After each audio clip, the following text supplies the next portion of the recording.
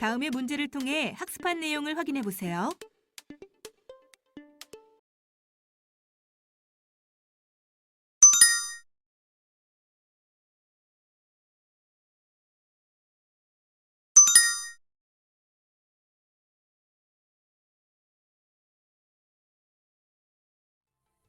학습 정리를 통해 오늘의 학습을 정리해 보세요.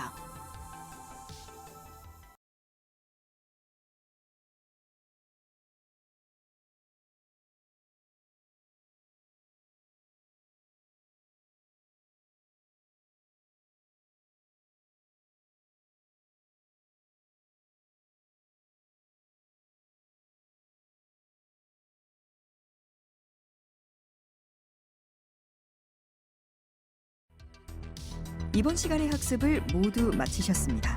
수고하셨습니다.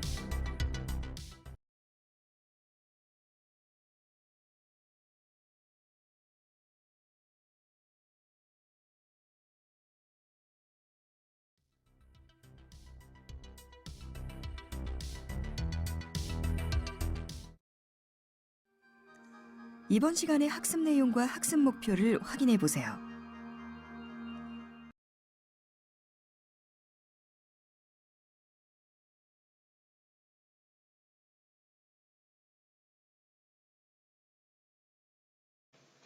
자, 그러면 앞에 강좌에서 제가 강조드렸죠? 계정 과목, 그러니까 자산에는 유동자산과 비유동자산 나눈다. 유동자산에는 당좌자산과 재고자산이 나눈다. 비유동자산에는 투자자산, 유형자산, 무형자산, 기타 비유동자산으로 구분한다. 그리고 그 안에 들어있는 각각의 계정 과목들, 단어들이죠. 이제 우리가 영어로 표현한다면 단어가 될 거고, 회계학에서는 이거를 계정 과목이라고 합니다. 회계학에서는 계정 과목이라고 합니다. 앞으로 물론 계속 제가 반복할 거예요. 계속 우리는 반복할 거고, 전산의 1급, 세무 2급, 세무 1급까지 우리가 계속 사용해야 될 단어이기 때문에 여러분들이 지금부터 그 단어를 정확하게 나눌 수 있어야 되겠다라는 겁니다. 그래야 회계를 빨리 할 수가 있습니다. 회계를 빨리 할 수 있는 방법이 여기에 있다. 정답은 여기에 있다. 이거죠. 자, 그러면 사례 5번을 보면서 이렇게 한번 해보죠. 자산은 자산으로, 부채 계정은 부채로, 자본 계정은 자본이라고 한번 기입해 볼까요? 그러면 한번 여러분들이 먼저 한번 해보시고요. 잠시 이제 중지하고 여러분들이 먼저 한번 해보시고, 자, 여러분들이 지금 다 해봤다라는 것을 제가 생각하고 가정하고 함께 해보겠습니다. 자, 보기와 같이 기계장치는 자산입니다. 현금도 자산이고요. 그 다음 예수금은 우리 급여에서 여러분들 월급 들어보셨죠? 급여에서 막 급여가 500만 원이다. 그럼 500만 원을 다 주는 게 아니잖아요. 거기서 세금을 공제해 놨다가 나중에 세무서에 납부를 해야 되죠. 또 국민연금, 건강보험, 고용보험 이런 4대 보험이 있잖아요. 이런 것도 여러분들이 이제 회사가 급여를 줄 때 이렇게 이제 따로 이제 빼놓죠. 빼놨다가 나중에 이거를 이제 각 공단에 건강의료보험, 건강보험공단이라든지 근로복지공단이라든지 국민연금관리공단이라든지 이런 곳에다가 납부를 하게 됩니다. 이렇게 나중에 이거를 낼 거를 우리가 예수금이라고 해요. 그럼 이거는 회사 돈이 아닌 거죠. 결국은 세무서나 공단으로 가야 될 돈이니까 이런 거를 부채라고 합니다. 이거를 부채라고 하고요. 그 다음에 여러분들 회사에서 가불한다는 말 들어보셨죠? 가불. 월급날이 아닌데 사장님 제가 급해요. 돈이 조금만 주세요. 이렇게 하죠. 그죠? 그런데 우리는 가불금이라고 하지는 않습니다. 그거를 임직원 단기채권이라고 해서 회사는 나중에 급여에서 이걸 빼고 지급하기 때문에 이거는 자산으로, 채권이니까 채권은 자산으로 봅니다. 그래서 자산으로 적어주시고요. 그 다음에 단기 매매 증권, 이거는 주식입니다. 여러분 주식이란 거 들어보셨죠? 주식을 우리가 회계학에서는 다른 말을 표현할 때 단기 매매증권이라고 표현합니다. 그래서 이것도 자산입니다. 그 다음에 외상으로 매출했다. 자, 외상 매출금. 우리가 물건을 팔다 보면 돈을 받고 팔 때도 있지만 외상으로 나중에 받기로 하고 파는 경우가 있습니다. 이것도 나중에는 내 거가 되기 때문에 이것도 자산이라고 합니다. 자, 단기 차입금은 빌려온 돈이죠.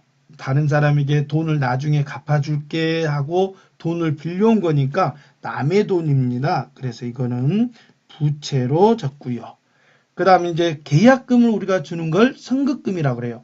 계약금 주는 걸 선급금 그럽니다. 그러면 계약금을 줬는데 왜 이건 내 거예요? 그런데 만약에 혹시 계약이 해지가 되면은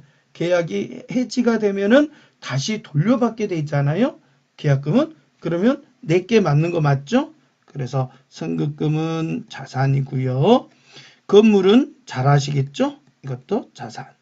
그럼 선급금의 반대말은 여기 선급금의 반대말이죠.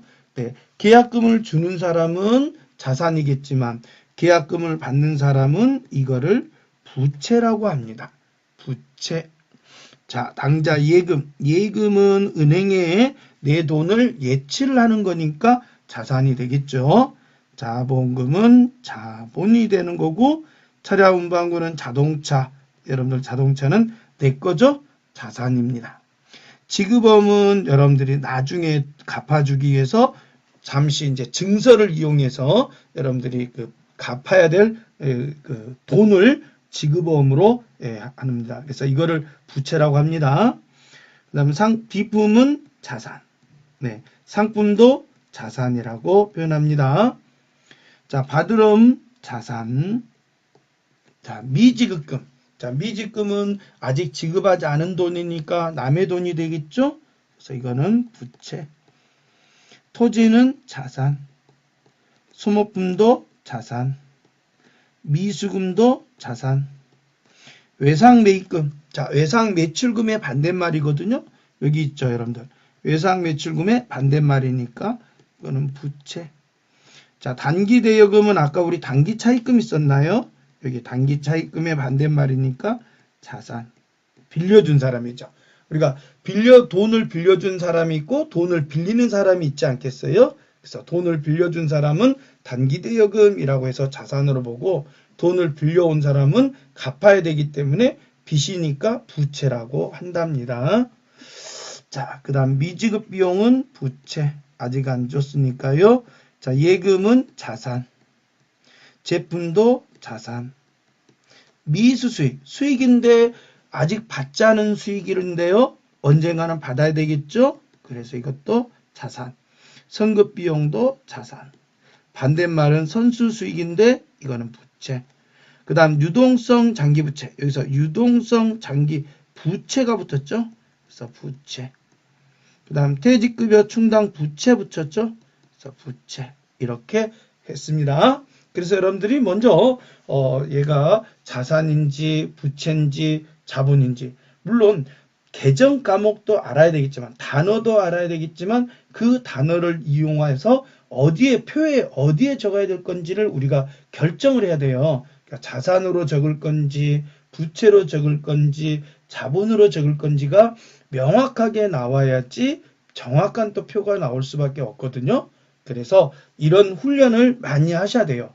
여러분들이 이제 다른 분들 이렇게 보면은 이건 이제 썼다가 지워가지고 또 그 위에 다시 한번 또 적어봅니다. 그래서 계속 반복을 한 4번에서 5번 이상 반복을 해서 자산인지 부채인지 자본인지를 각각 정확하게 구분하는 게 매우 중요하다라는 것을 말씀 한번 더 드립니다. 자, 그러면 사례 6번을 가지고 우리가 앞에서 공부했던 내용을 가지고 한 번 더 공부를 해봅시다. 자, 일단 이 말들을 앞에다 붙이는 거예요. 기초자산, 기초부채, 기초자본, 또 기말자산, 기말부채, 기말자본 이렇게 앞에 말을 넣어줍니다. 기초자산, 기초부채, 기초자본, 그 다음 기말자산, 기말부채, 기말자본. 그리고 나서 우리는 여기만 기초자본하고 여기 기말자본하고 이 두 개를 서로 뭐합니까? 비교를 합니다. 기초자본하고 기말자본을 비교한 다음에 그 비교한 걸 가지고 여기 단기순이익이나 단기순손실에 기록해 주시는 거지요. 자, 그러면 한번 보겠습니다. 자, 먼저 기초자산이 55만 원이다. 그럼 55만 원에서 자, 1번이 얼마인지는 모르겠어요. 자, 1번이 얼마인지는 모르겠지만 자, 45만 원이 나오기 위해서는 얼마냐 그죠? 기초자산에서 1번을 얼마를 빼야 자본이 될까? 기초자본이 나올까요? 이거는 10만 원이 되겠죠? 이렇게 돼야 되겠죠? 그래서 55만 원에서 10만 원을 빼고 나면 45만 원의 기초자본이 나온다. 기본적인 공식 이해되시죠? 자, 기말자산에서 기말부채를 빼고 기말자본을 구하려고 한다. 그런데 알 수가 없어요. 왜 그러냐면 2번과 3번이 3개 중에서 2개가 안 나와 버렸으니까 구할 수가 없죠. 그러면 여기를 보는 겁니다. 기초자본이 45만 원, 기말자본은 모르겠고 15만 원이 단기순이익이다라는 거죠. 플러스가 되어 있죠. 양수가 되어 있으면 단기순이익이다라고 여러분들이 암기하시면 되겠어요.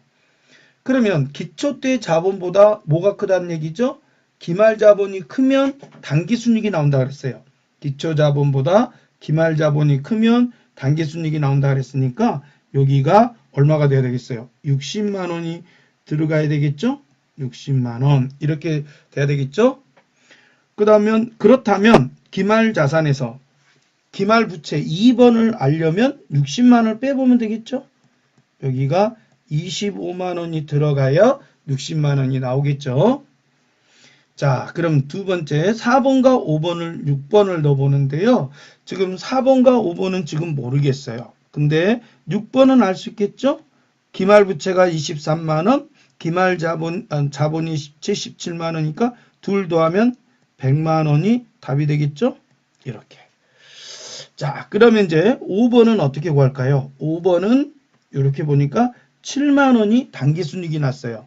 그러면 기말자본 여기가 크다는 얘기죠. 이쪽이 더 크다. 여기가 크다 이거죠. 그럼 반대로 얘기하면 여기가 7만 원이 작아야 되니까 70만 원이 답이 돼야 되겠죠. 그렇다면 여기는 25만 원이 기초 부채가 되겠죠. 이런 식으로. 그 다음에 자본 7번은 83만 원에서 33만 원 빼니까 50만 원 되겠죠. 50만 원. 그 다음에 기말 자산 77만 원에서 31만 원 빼면은 얼마예요? 46만 원 되나요? 46만 원.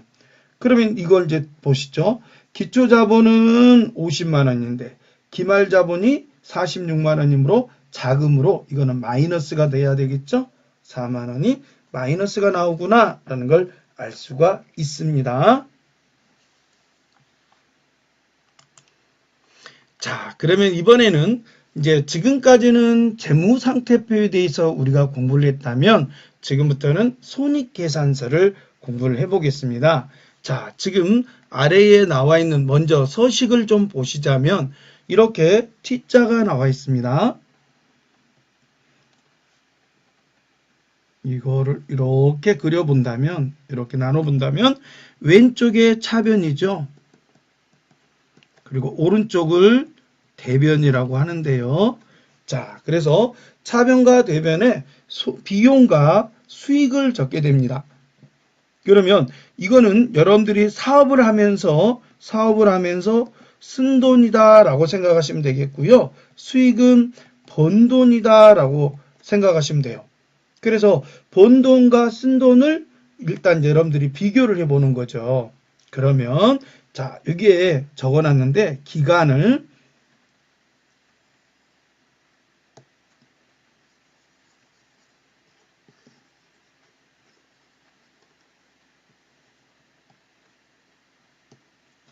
자, 여기 보시면 1월 1일부터 12월 31일까지 이렇게 돼 있죠. 그러니까 재무상태표하고 다른 점은 뭐냐면 얘는 일정 기간 동안이에요. 그래서 일정 시점이 아니라는 걸 꼭 기억해야 돼요. 그러니까 재무상태표는 1월 1일 아니면 12월 31일 이렇게 두 가지 날에만 작성하는 것을 일정 시점 이렇게 표현합니다. 일정 시점에 재무상태를 파악한다. 그러면은 그게 바로 재무상태표이고요. 이렇게 1월 1일부터 12월 31일까지라고 이렇게 나오는 것을 일정 기간 동안이라고 표현을 한답니다. 자, 그래서 일정 기간이라는 걸 한 번 더 강조드리고요. 자, 이렇게 다시 한번 그려본다면 비용과 수익을 나눈다라는 걸 기억해 놓으시고 여기서 중요한 건 뭐냐? 경영성과를 보고 간다. 그러면 수익과 비용을 이용해서 성과를 얼마를 냈느냐라는 거죠. 그래서 사업의 성과. 그래서 이익이 났는지 손실이 났는지를 반드시 보고를 여러분들이 해 주셔야만 되는 거죠. 그래서 자, 표를 한번 보세요. 오른쪽에 대변에는 72만 원이 벌었어요. 그 다음에 급여부터 이자 비용까지가 여러분들이 이제 쓴 돈이죠. 이게 쓴 돈. 급여로 쓴 돈, 임차료 낸 돈, 임차료라는 건 사무실 월세 내는 걸 말하죠. 세금을 냈다, 이자를 냈다, 이렇게 회사가 쓴 돈을 빼고 20만 원이 남았다라는 거죠. 이게 성과인 거죠. 이게 경영의 성과, 사업의 성과가 되겠습니다. 그래서 당기순이익이 20만 원 났다라고 알 수가 있는 거죠. 자, 이거는 보고식 양식입니다. 자, 보고식은 주식회사들 같으면은 거의 다 보고식으로 우리가 보고를 하고 있어요. 그래서 계정식보다는 보고식을 이용한다라는 거고요. 순서는 우리 이제 회계 프로그램에는 전산회계 프로그램에는 보고식으로 되어 있어요. 이 보고식으로. 그래서 우리가 이거는 전산회계 프로그램에서 사용하는 서식이다. 그래서 첫 번째는 매출액. 이 회사에 1년 동안 장사를 해가지고 1년간 벌어들인 돈이 얼마일까. 그래서 매출액을 구해보고 두 번째는 거기에 들어간 원가를 빼서 물건을 판매해서 얻은 이익이 얼마인지를 구하는 거죠. 매출총액을 구해보고 거기서 판매비와 관리비를 빼고 나서 영업이익입니다. 영업이익. 그 다음 영업의 수익을 더하고 영업의 비용을 빼고 이거를 소득세 차감전 순이익이라고 합니다. 소득세 차감전 순이익이고 거기서 소득세, 우리가 이거는 세무서에 납부할 거. 세무서에 납부할 세금을 우리가 소득세라고 합니다. 소득세. 그래서 소득세를 빼보고 나면 이제 당기순이익이 남는데요. 그래서 우리가 실제적으로 전산회계 프로그램에서는 계정식보다는 우리가 이제 학습은 계정식으로 하고 있습니다만은 실제로 이제 프로그램에서는 보고식으로 보고한다는 것을 기억해 주세요. 자, 그러면 이걸 가지고 지금처럼 배웠던 거를 한번 또 사례 7번을 풀어보고 가죠. 손익계산서에 대한 설명이다. 잘못된 것은 1번 손익계산서는 기업의 경영성과를 나타내는 동태적이다. 자, 이건 동태적이란 말은 변화가 되죠. 그러니까 매출이 어때요? 매년 똑같을 수는 없잖아요. 그렇죠? 그 다음에 급여도 직원이 1명 있을 때, 2명 있을 때, 3명 있을 때 또 달라지지 않습니까? 그래서 이건 변한다라는 경우고요. 두 번째는 손익계산서는 일정 시점이다. 여기가 틀렸죠. 일정 시점이 아니라 일정 기간에 수익과 비용을 나타낸다. 이렇게 봐야 되겠죠. 그 다음 이제 앞으로 또 공부를 해야 되겠지만 수익은 실현주의다. 그러니까 물건을 판매가 이루어졌을 때 우리가 이제 수익으로 회사의 매출로 잡는 거기 때문에 이걸 실현주의라 하는 거고요. 비용은 발생주의라고 합니다. 자, 이거는 조금 이따 나오는데 이거는 현금이 들어오고 나가는 거하고 관계가 없어요. 현금 수수와 관계없이 여러분 기록해 주세요라는 게 발생주의입니다. 이거는 조금 이따가 설명을 또 자세히 드리겠습니다. 자, 그럼 수익의 정의를 한번 내려보죠. 자, 수익은 뭐냐? 본돈이다. 제가 이제 쉽게 말씀드려서 사업을 해가지고 회사가 또 물건을 판매해서 회사가 벌어들인 돈을 우리는 수익이라고 한다. 그러면 구체적으로는 뭐냐? 여러분들이 재화의 판매 그랬어요. 그럼 재화라는 건 뭐냐면 회사가 보유하고 있는 상품이나 제품을 판매했다는 거죠. 매출했다는 거예요. 또 용역을 제공했다. 자, 이거는 사무실 뭐 임대료라든지 사무실을 우리가 상가를 갖고 있어요. 우리 회사가 상가를 갖고 있는 빈 상가를 이렇게 어때요? 다른 업체에게 빌려주고 임대료를 월세를 받고 있잖아요. 이런 거를 용역이라고 합니다. 그래서 이런 걸 받은 대가로 자산이 그러면 우리가 회사에 이제 돈이 들어오는 거죠. 또는 빚이 감소하는 것, 부채가 감소하는 것을 우리는 정의로 수익이라고 합니다. 그러면 이 수익에는 어떤 게 있는지 알아보자 그랬네요. 그럼 수익에는요, 영업수익이 있고 영업 외 수익이 있어요. 그럼 영업수익은 뭐냐? 일단 1년 이상 우리가 판매한 총 매출액에서 매출 내누리나 매출 환입 반품 대용을 말하고요. 할인하는 거. 그러니까 우리가 물건을 팔았는데 우리가 장사라는 게 그렇잖아요. 장사라는 게 물건을 팔았지만 사는 사람 입장에서는 좀 더 싸게 사고 싶고 파는 사람 입장에서는 좀 비싸게 받고 싶고 이렇게 했죠. 근데 우리가 장사라는 게 값을 깎아주는 그런 묘미도 있단 말이에요. 예, 값을 깎아요. 이거를 매출 애누리라고 그 다음에 이제 이걸 환입은 반품 들어온 거, 반품. 그럼 매출한 게 아니죠. 물건을 팔았는데 반품으로 회사가 들어왔다? 그건 팔린 게 아니잖아요. 그래서 자, 우리가 매출액을 적어줘야 되는데 총 매출액에서 꼭 매출 내누리나 반품되는 거, 환입, 매출 할인을 차감한 거를 말합니다. 이거를 상품 매출, 제품 매출이라는 단어를 이용해서 상품 매출, 제품 매출이라는 단어를 이용해서 계정 과목을 이용한 거죠. 계정 과목을 이용해서 기록하는 것을 영업수익이라고도 하고 이거를 우리가 이제 수익이라고 진짜 수익이라고 보는 거고요. 자, 영업을 하지 않고서도 이익을 얻을 수가 있어요. 영업을 하지 않고서도 그런 게 이제 이자를 예금을 했다. 그러면 이자 수익이 받죠. 그다음 우리 회사가 주식을 투자했다. 예? 출자를 했다. 그럼 배당금을 받게 되겠죠.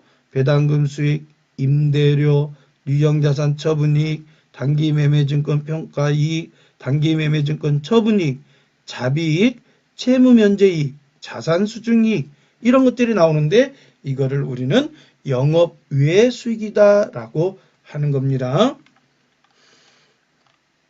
자, 이제 비용이란 겁니다. 그럼 수익의 반대말이죠. 이거는 수익의 반대로 회사가 회사를 꾸려가기 위해서는 회사를 운영하기 위해서는 반드시 여러분들이 돈을 쓰게 되잖아요. 이거를 쓴 돈을 비용이라고 합니다. 그래서 여기도 나옵니다. 자, 용역의 재화의 판매나 용역을 하기 위해서 대가로 발생하는 자산의 유출 금액이다. 돈이 나가는 거죠. 반대로 부채가 늘어나는 것을 회사에서는 이걸 비용이라고 바꿔서 사용합니다. 자, 앞으로 여러분들이 이제 매출원가, 매출액의 반대말이죠. 매출원가인데 여기서 이제 제품 매출원가는 제조업에서 사용하는 건데 우리는 이거는 이제 두 번째 거는 여러분들 이제 공부하지 않고요. 나중에 여러분들이 전산액이 1급이나 세무로 넘어가면 제품 매출원가도 계산하게 됩니다. 그런데 요거는 꼭 우리가 많이 또 사용됩니다. 요거 공식 암기. 여러분들 시험에 계산형 문제에 많이 나오는데 자, 상품 매출원가. 우리 시험에는 상품 매출원가 구하는 게 시험에 굉장히 많이 나와요. 그래서 기초상품 재고액에서 단기순 매입액을 더하고 기말상품 재고액을 빼주는 걸 매출원가라고 한다. 이렇게 기억해 주시고요. 자, 그 다음 영업비용이란 말 들어보셨죠? 영업수익의 반대말인데 영업비용입니다. 이게 바로 판매비와 관리비입니다. 그래서 영업을 위해서 불가피하게 발생하는 비용을 말하는데요. 여기에는 급여나 퇴직급여, 복리후생비, 감가상각비, 접대비, 대손상각비, 잡비, 운반비, 수선비, 보험료 이런 것들을 사용하는 것을 말합니다. 자, 그 외에 영업의 비용이라고 해서 이자 비용, 임차료, 임차료가 나오는데 여러분 임차료는 여기 위로 올라갈 수도 있고 아래로 올라갈 수 있는데 요거는 이쪽으로 옮겨주는 게 더 맞는 것 같아요. 자, 정정합니다. 임차료는 판매비와 관리비로 옮겨주세요. 자, 이거는 정정합니다. 이건 오타입니다. 임차료를 이쪽으로 옮겨주세요. 판매비와 관리비로 해주세요.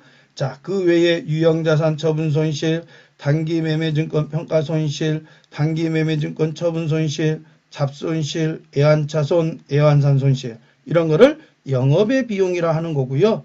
소득세 비용은 납부해야 될 소득세를 말합니다. 자, 그러면 이제 우리가 수익과 비용에 대해서 우리가 살펴보았고요. 이걸 이용해서 또 당기순이익이나 당기순손실을 구해야 됩니다.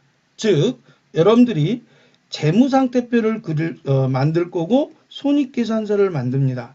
그러면 예를 들어서 재무상태표가 순손실이 났다? 그러면 손익계산서도 순손실이 나와야 돼요. 꼭 이렇게 일치가 돼야 된다는 거. 또 반대로 재무상태표에서 순이익이 나왔어요? 그러면 손익계산서도 순이익이 나와야 되는 거죠. 같아야 됩니다.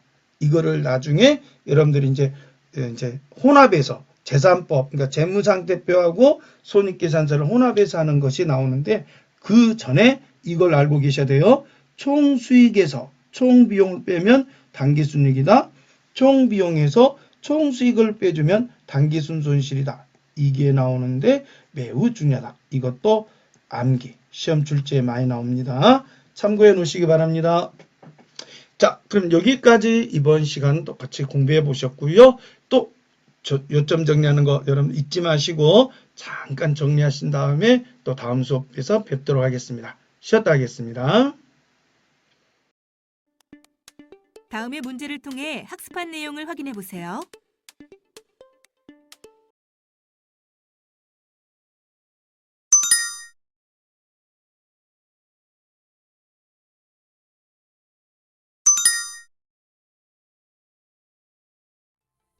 학습 정리를 통해 오늘의 학습을 정리해 보세요.